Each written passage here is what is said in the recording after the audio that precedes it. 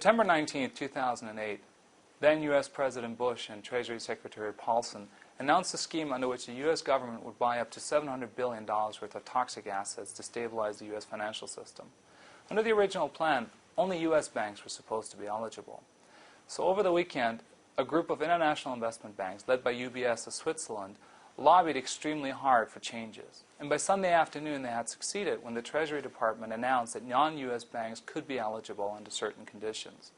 Ask yourself, what was the return on every hour that UBS spent lobbying that weekend? Now, the case of UBS may be extreme, but it underscores a broader point. In a broad range of industries, from financial services to energy, from information technology to retail, or to tourism or manufacturing, what happens in the firm's social and political environment can have a direct effect on the bottom line. And this is why leading firms are beginning to proactively manage their social and political environment.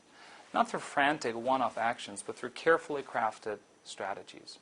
Take the case of UBS again. Their political management did not start that Friday afternoon. Here's a company that was keenly aware of the impact of regulation on its business, that had clear political priorities, and that had resources and capabilities that it could deploy to effectively manage the political setting. This is why they could jump into action that Friday afternoon and score a major success in a matter of 48 hours. I call this non-market strategy. It's the simple idea that companies ought to use the same strategic mindset when it comes to the social and political environment that they ordinarily employ when it comes to markets. Most executives want to shape the markets in which they operate. They want to mold consumer preferences, they want to set standards, and they want to control the terms of competition. But when it comes to the firm's non-market environment, to the social, political, regulatory, and cultural context in which markets operate, they tend to be a lot more timid. They tend to take the firm's non-market environment for granted. But the stakes are simply too high to be passive, which is why leading firms are beginning to try to stretch the competitive playing field beyond the market. This requires a mindset change among executives. First, you need to realize that firms are political actors, whether you like it or not.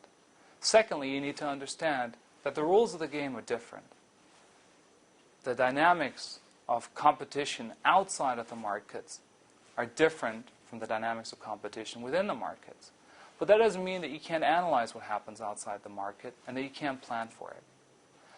And the third important change is that you have to understand that what you do outside the market, how you try to shape politics, has to be consistent with your core value proposition, what you do within the market. Otherwise, you have a misalignment that is going to backfire.